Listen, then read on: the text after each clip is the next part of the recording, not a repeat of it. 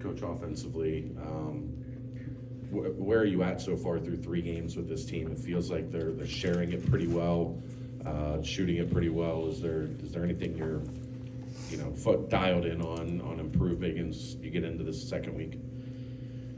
I think there's some real positive aspects to our offense. The willingness to share the ball.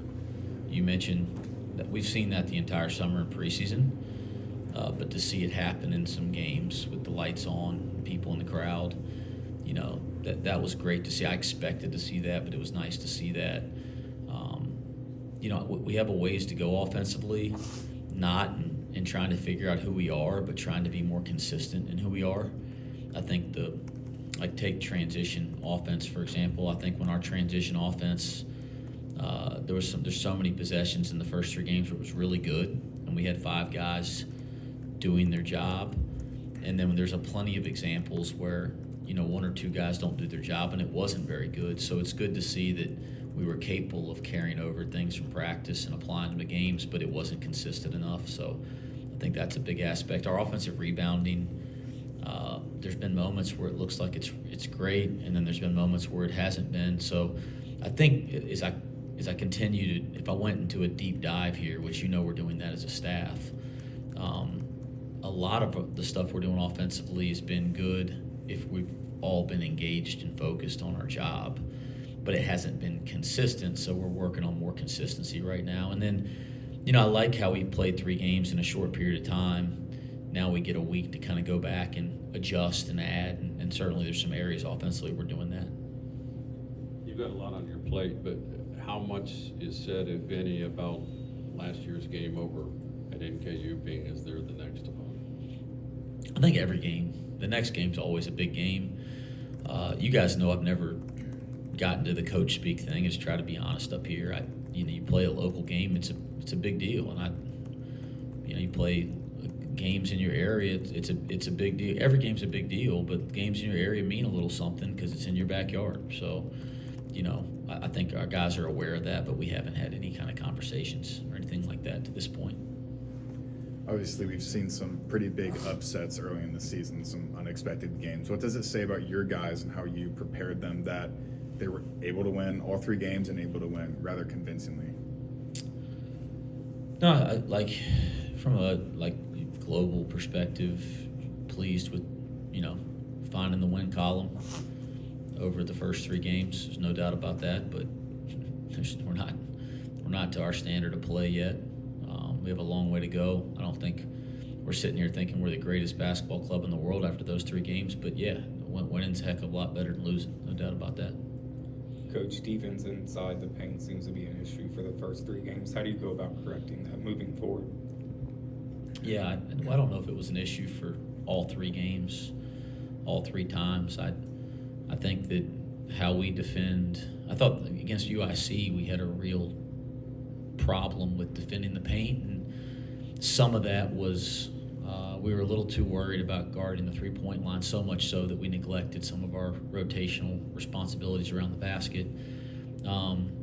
There's other moments and stretches during games, kind of like our offense, where I felt like we've defended the rim pretty well.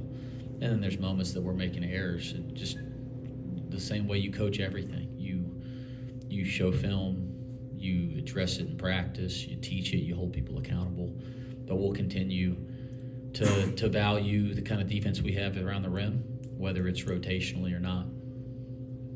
Dan has done a really good job getting to the rim, but his conversion rate isn't where you probably would want it, if I had to guess. Is there anything specific, finishing stronger, 2 hands, anything you look at that you see there's we can improve? If he improves this, it's going to go up? Yeah, I think in the last game against Eastern Washington, I probably said it in the press conference after the game, we just missed a lot of layups. And sometimes, every layup's not created equal, right? Sometimes you can run in there and try to shoot a leap and leaner over a 7-footer or kind of fade away from the rim at 3 or 4 feet. Those aren't high percentage shots, but angled layups where you're going towards the rim are really high percentage shots for college basketball players, and we missed a boatload of those, and Dan missed a boatload of those. Dan Skilling's is a really good finisher. Davion Thomas, who missed a couple, is a really good finisher, and some others. I don't think I have a huge concern about that, but in practice today, we'll start practice with finishing drills, if you want me to answer your question directly. But no, I don't have a huge concern because I think that's always been a strength of Dan Skilling's and Davion Thomas, and they're the ones that missed some of the bunnies, right? But no, we'll get back to the fundamentals this week in practice and finishing, catching the ball with two hands, shot fakes, ball fakes, footwork. We'll get back to all that today. You mentioned how much better Jizzel would probably become January, and that's probably the case for a lot of your guys. But are you impressed? The first two games haven't been, not too shabby there for a true freshman. Impressed? No, I see him every day, and I think he's got a chance to be not a good player, a great player. So no, I ain't impressed. I'm not impressed yet. But do I think that he's improving? That he's working on the things that he needs to do every day to continue to take steps? Yes. So I think Jizzle's doing the things he needs to do. He has the right mindset and work ethic, but he has not impressed me on the basketball court yet, and that's a compliment to him because I think he has so much basketball, or excellent basketball in front of him. You've talked about CMOS as a facilitator, and we've seen that with high assists, low turnover numbers. Are you happy with that side of what he's done so far, and how close do you think he is to having one of those 20, 25-point games that he had at Butler regularly? Oh, he'll have big time shooting and scoring games. He'll have big time assist games. He'll have both games where he does both of those things. I thought he really settled in here the last two games, and he's really working to improve defensively, which is an area I've really challenged him. So I appreciate how hard he's working. I still think he's got some steps there.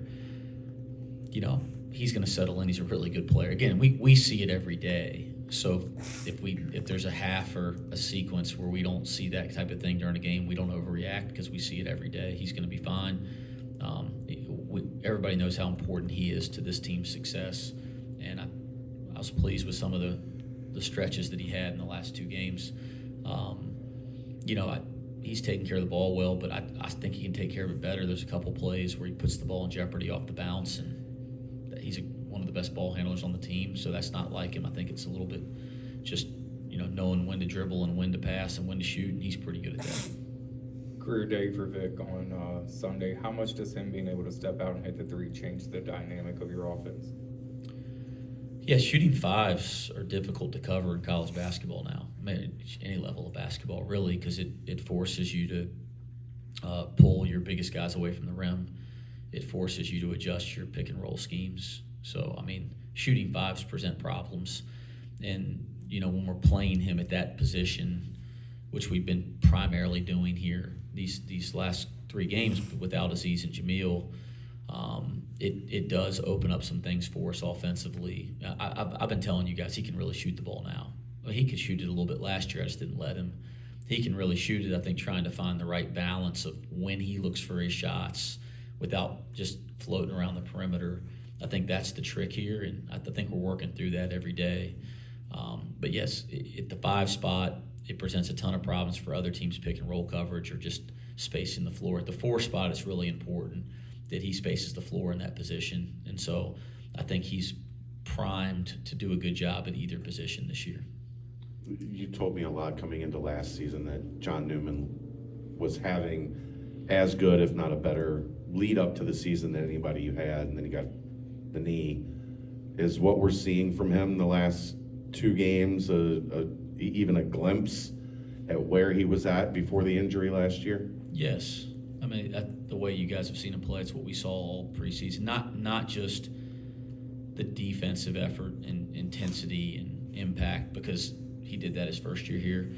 Just seeing that he's taken a step as an offensive player. You guys see the way he shoots the ball now, or his decision-making, driving the basketball. It's significantly improved. Or in the open court. Now he tried to go behind his back and transition the other day and turned it over. So listen, we're not there yet, but overall, it's obvious that he's really improved as a player. We saw that the entire preseason last year. So when he went down, that really did impact our team a year ago. But like everything has a blessing in its own right, and we wouldn't have him right now. So it's working out for our team right now. You've been pretty eloquent on Aziz and Jamil. Any form of an update? Any talks with attorneys or the state or anything? I have no updates. No, I have no updates, and I've been very, very clear how disappointed I am and discouraged, and just I guess it's been extremely hard on them, but it's been extremely hard on our entire program. And I guess my only comment today, which is in line with all my other comments, is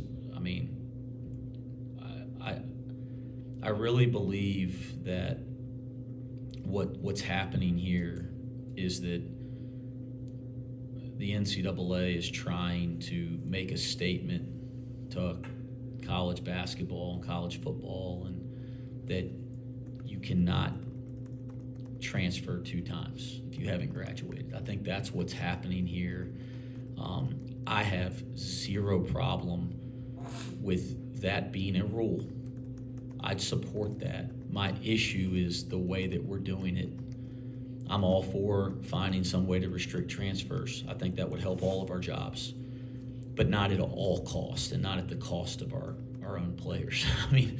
So it's like anything in life. If there's something that you guys think would be good, and you say it would be good if we did that as a society, or it'd be good if we put that rule in as a law.